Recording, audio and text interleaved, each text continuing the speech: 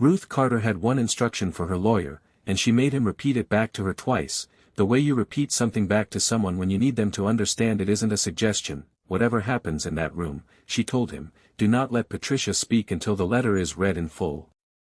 Nathan Cole promised her he wouldn't, that he'd been practicing law for over 20 years, and in that time he'd read wills that made grown men cry and wills that made siblings stop speaking for decades, that he kept his promise on a gray Tuesday afternoon, in a law office on the edge of town, with 3 women sitting across from him who had no idea their lives were about to split cleanly into a before and an after. Patricia Carter sat in the middle chair with her hands folded neatly in her lap and a smile she had clearly decided to wear before she ever walked through the door. It was the smile of someone who believes she already knows how the next 20 minutes are going to go. Beside her sat Ashley Monroe, 26 years old, dressed in a way that made it obvious she belonged in that room, because for 3 years running, everyone around her had told her that she did, and at the far end of the table, in a chair that seemed to have been placed there almost as an afterthought, sat Emily Carter, the woman whose maiden name was carved into the cornerstone of the house they'd all once called home, and who hadn't been invited to sit at that family's table in over a year.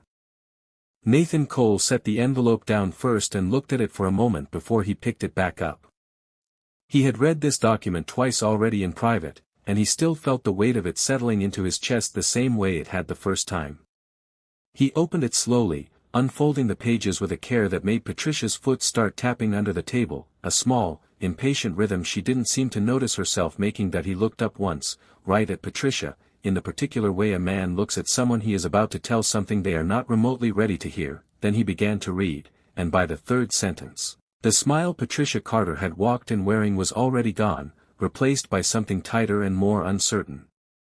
Something that hadn't shown up on her face in a very long time. Ruth Carter had left everything to someone in that room nobody expected. Not the daughter everyone assumed would inherit by simple, unspoken tradition.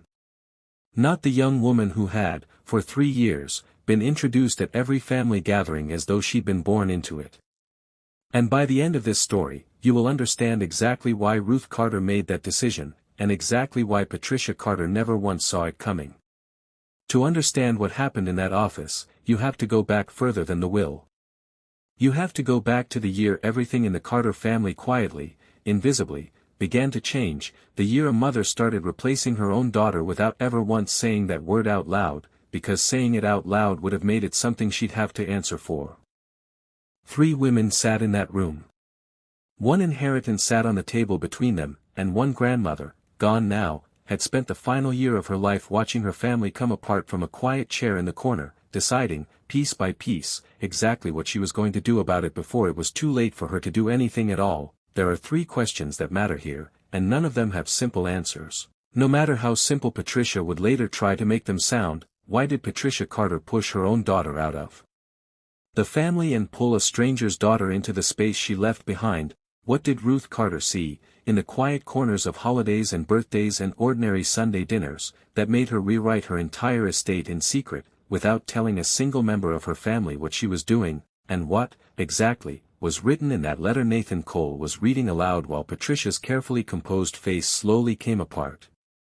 Emily Carter believed, walking into that office, that she already understood the worst her mother was capable of. She had absolutely no idea her grandmother had been watching far more closely than anyone in the family gave her credit for, or that the woman everyone assumed had 1 foot quietly in the past was, in fact, the only person left in that family still seeing the present with any real clarity at all. Emily Carter grew up, without anyone needing to say it out loud, as her father's daughter. That was simply the shape the family had settled into long before there was ever a reason to describe it any differently. Gerald Carter used to wake her before sunrise on Saturdays, and the 2 of them would drive out to the lake in near total silence, fishing rods rattling in the back of his truck, and it was on one of those mornings, with the fog still sitting low over the water, that he told her the family house would belong to her one day. Not because she was the oldest child, and not because she was the only one, but because she was the one who kept coming back, year after year, when it would have been easier not to. Patricia Carter loved her daughter the way people sometimes love a photograph of themselves they've already decided is finished, already framed, already exactly as it should be. She wanted a very specific kind of daughter. One who called at the same hour every Sunday, who never brought anything uncomfortable into a room, who agreed more than she questioned. For a long stretch of years, Emily tried, quietly and at real cost to herself, to be exactly that daughter. Nobody in the family ever noticed what it took out of her to keep doing it. When Gerald died, something in Patricia closed the way a door closes when someone doesn't want to hear what's on the other side of it. She stopped mentioning him within weeks of the funeral. She stopped talking, in a broader sense, about almost anything that reminded her of the person she'd been before she became a widow trying to hold a family upright with her bare hands. Emily reached for her mother during those months, again and again, the way you reach for someone standing in the wreckage of the same house you're standing in.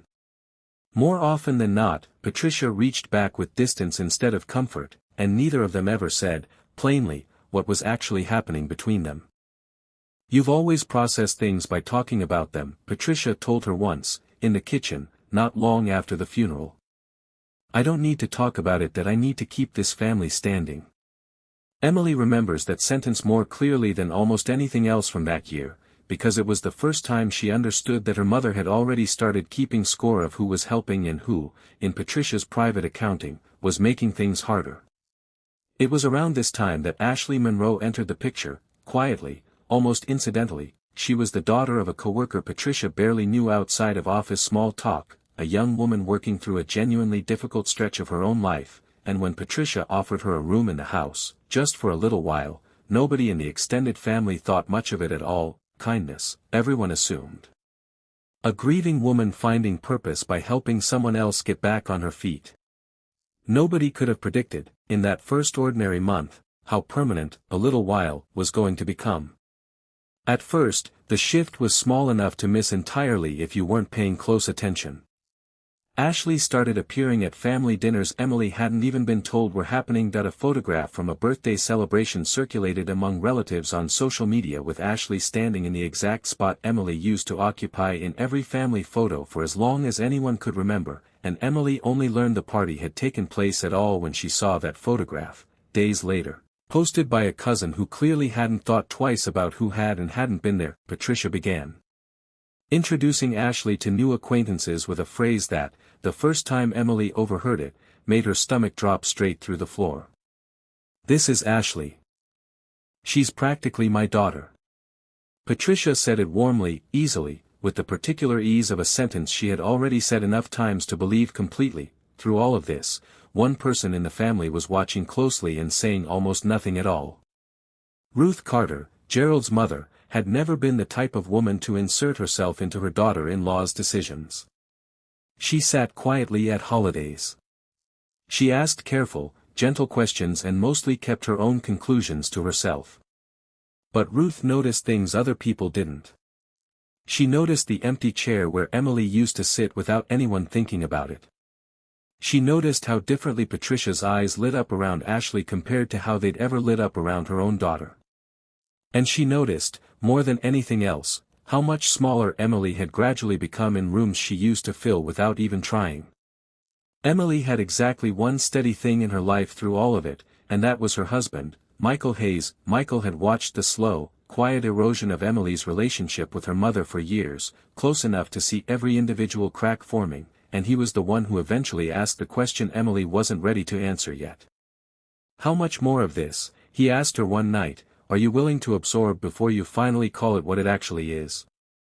The answer came sooner than either of them expected, and it arrived, of all things, in the form of a guest room. Patricia sat Emily down one ordinary afternoon and told her, in the same even tone she might have used to mention a change in the weather, that she'd decided to give Ashley the guest room permanently. Not as a favor extended a little further than planned.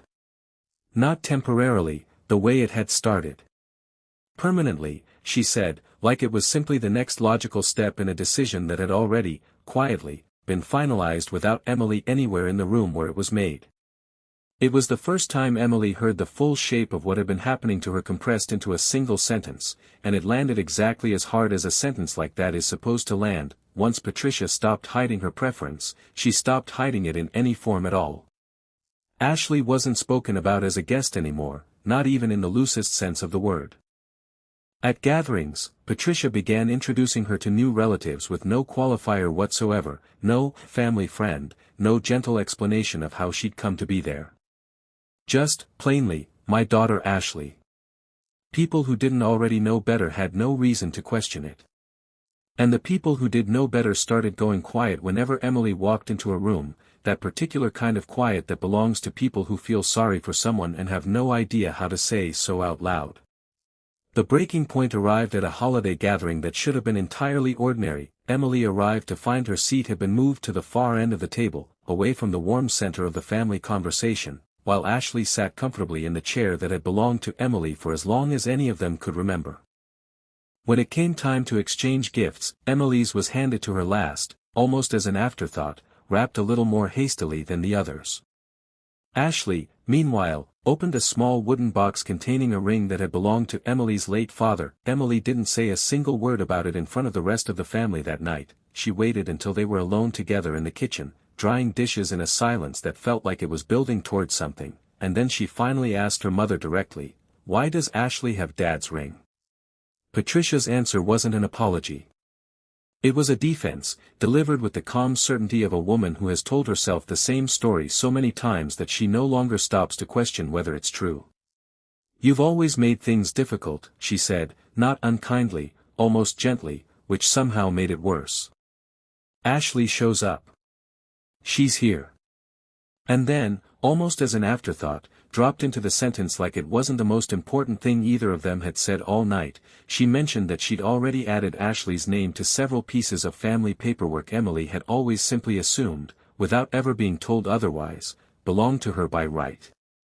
Emily stood in that kitchen, dish towel still in her hands, and understood, for the first time with total and unwelcome clarity, that this was not a misunderstanding a single honest conversation could fix. This was a decision her mother had already made, quietly, month by month, while Emily had still been holding out hope that there was something left worth saving between them. What neither woman knew, standing in that kitchen, was that Ruth Carter had been standing just outside the doorway for the entire exchange, close enough to hear every word. She said nothing that night. She simply turned, walked back into the living room, and sat with her hands folded in her lap for the rest of the evening, watching the family around her with an expression nobody thought to try reading. It would turn out to be the last holiday gathering Ruth Carter ever attended in that house. Nobody realized it that night, but it was the evening she made up her mind about exactly what she was going to do next. Michael Hayes had watched his wife absorb blow after blow for years without ever quite calling any single one of them the final straw, and that night, driving home in a silence heavier than usual, he finally said the thing he'd been holding back for a long time. He told Emily she didn't owe her mother a relationship that only ever ran in one direction. Emily wasn't fully ready to hear it, not yet, not completely, but something in her had already, quietly, begun to shift. Weeks passed in a strange, uneasy calm. Emily kept her distance from her mother, and for the first time in longer than she could remember, she felt something closer to peace than to pain. That peace ended, abruptly, with a phone call she wasn't expecting. Nathan Cole, a name Emily barely recognized, called to tell her that her grandmother Ruth had been hospitalized, and that she was asking for Emily by name. Not Patricia. Emily specifically. Emily drove to the hospital that same evening, unsure exactly what she was walking into. She found her grandmother small against the pillows, thinner and weaker than Emily had ever seen her, but with eyes that were sharper and more focused than they'd been in years of quiet, careful holiday dinners. Ruth reached for Emily's hand and told her, in a voice that kept catching and starting again, fragments of things she'd never once said out loud before that night. She told Emily that Patricia had been telling relatives and friends a version of events that simply wasn't true, painting Emily as distant and difficult in a story that conveniently left out every real reason Emily had for pulling away in the first place. She told Emily that she had watched this happen for years and said nothing, because she'd told herself, over and over, that it wasn't her place to interfere in her daughter-in-law's household. And she told Emily that watching what unfolded at that final holiday dinner had, finally, changed her mind about staying quiet. "I should have said something years ago," Ruth told her, gripping Emily's hand tighter than her frail body seemed capable of. "I kept telling myself it wasn't my business. I was wrong. It was always my business. You were my business.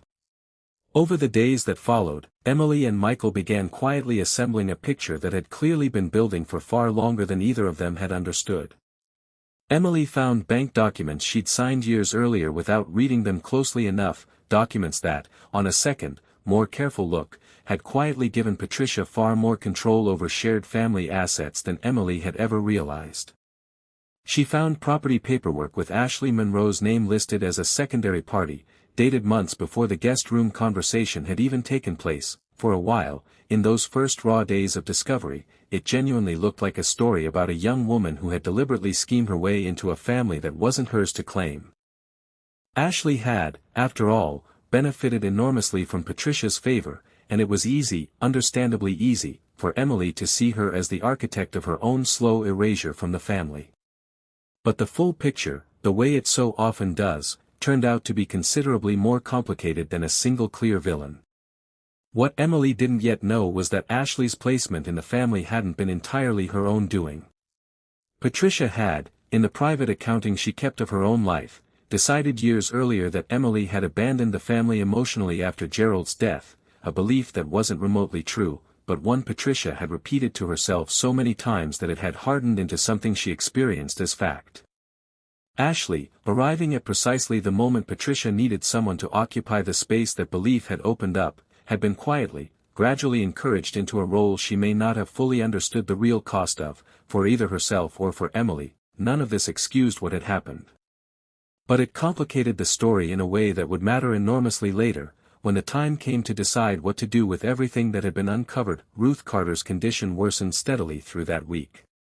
Before she passed, she asked to meet privately, one final time, with Nathan Cole, with no one else present. What exactly was said in that meeting, no one else in the family would learn until the day the will was finally read aloud. Ruth Carter died a few days later, peacefully, in a way that surprised the family, almost as though whatever weight she'd been quietly carrying for the last year of her life had finally, completely, been set down. Her funeral was a tense, careful affair. Patricia sat in the front row with Ashley seated beside her. Emily sat further back, treated, without anyone quite saying so directly, more like a distant guest at her own grandmother's service than like family. At the end of the service, Nathan Cole approached Emily briefly, in the parking lot, his coat collar turned up against the wind. He told her the will would be read in 1 week's time, and that everyone named in it would need to be present. He said nothing further, but something in the careful way he looked at her told Emily this was not going to be the simple formality everyone else in the family seemed to be expecting. 1 week later, 3 women sat down together in Nathan Cole's office, and the story returned, at last, to exactly where it began. Nathan opened the envelope with the same careful patience he'd shown the first time that he read through the formal preamble first, the necessary legal language that gave no hint at all of what was coming, and Patricia's foot began its small, impatient tapping under the table once again. Then he reached the section Ruth had insisted, twice, could not be interrupted under any circumstances. The bulk of Ruth Carter's estate, the family house, her savings, and her controlling stake in the small family business Gerald had once helped her build from nothing, did not go to Patricia, and did not go to Ashley. It went, in full, entirely, to Emily Carter. Attached to the will was a letter, handwritten in Ruth's careful, looping script, that Nathan read aloud exactly as she had asked him to. In it, Ruth explained everything, plainly and without softening any of it. She wrote that she had watched, for more than a year, as Patricia quietly rewrote the story of their family, pushing Emily out of it while pulling a stranger steadily in. She wrote that she had seen precisely what happened at that final holiday dinner, and that it had confirmed something she'd suspected for a long time, that if she didn't act while she still could, Emily would be left with nothing at all, not through any fault of her own, but simply because no one else in the family was willing to see the truth clearly enough to name it out loud. Ruth wrote that she had spent her final year quietly moving assets and legal protections into Emily's name. Specifically, working with Nathan Cole in private, meeting after meeting, so that whatever Patricia might try to do afterward would have no solid legal ground left to stand on. Patricia's reaction was immediate and unguarded. The calm control she had walked into that office wearing evaporated completely, replaced by disbelief and then something colder, sharper, closer to fury. She insisted there had to be some mistake, that the will simply couldn't be valid, that her mother-in-law hadn't been in her right mind by the end. Nathan Cole, calmly, without a trace of satisfaction in his voice, told her that Ruth had anticipated exactly this reaction, and had documented everything with a thoroughness that left almost no room for a legal challenge to succeed. But the letter held one more turn, and it was the one that changed the entire emotional shape of the story. Ruth had also left a smaller, conditional inheritance for Ashley Monroe. Not out of resentment, and not as an afterthought.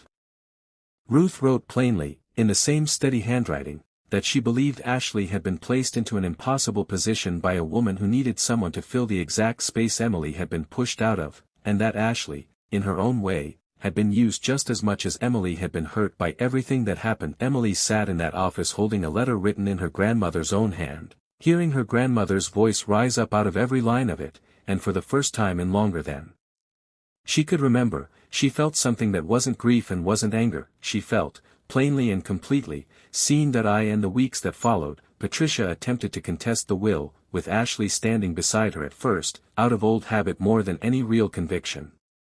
But Nathan Cole had been right about how solid the paperwork was.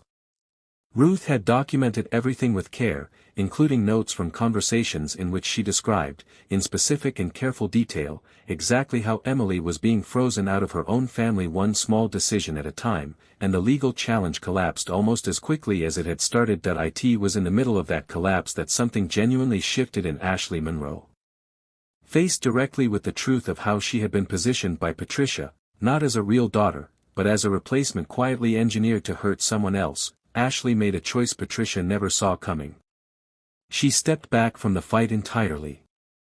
And a few weeks later, she reached out to Emily directly, without any expectation attached to it, not asking for forgiveness, simply telling her the truth as she now understood it, for the first time without Patricia standing between the two of them. "I didn't understand what I was part of," Ashley told her, the first time they sat down together, just the two of them, in a coffee shop neither of them had ever been to before. "I'm not asking you to forgive me. I just needed you to know that I know now."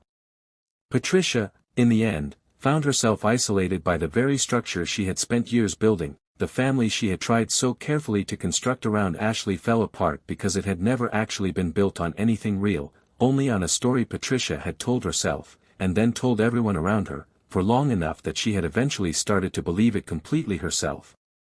Emily made her decision about the inheritance carefully, without any rush. She kept the family house, not as a monument to everything that had been taken from her, but as a foundation for the kind of family her grandmother had actually believed was possible. She and Michael began, slowly and with real caution, to build something honest with Ashley, not built on guilt, and not built on obligation, but on the plain, simple fact that Ashley had been a casualty of the same dynamic that had nearly erased Emily from her own family entirely. In the final quiet moment of the story, Emily stands alone in the house that is now hers, looking at a photograph of her grandmother resting on the mantel. She understands, finally and completely, that being replaced was never a verdict on her worth. It was the result of one person's refusal to see clearly, and one grandmother's decision, in the last year of her life, to see everything exactly as it actually was. Trust, in the end, isn't given to the people who talk the loudest about family. It's given, eventually, to the people who are still paying attention when nobody else is looking. Would you have forgiven Ashley the way Emily did? Or would you have walked away from her too? If this story moved you, let us know in the comments below. What do you think Ruth Carter saw in that final year that made her change everything? If you found this story compelling, you'll want to see what happens in our next case, where a family secret hidden for 20 years finally comes to light in the middle of a wedding no one in that family will ever forget. Subscribe for more real stories of family, betrayal, and the moments that change everything.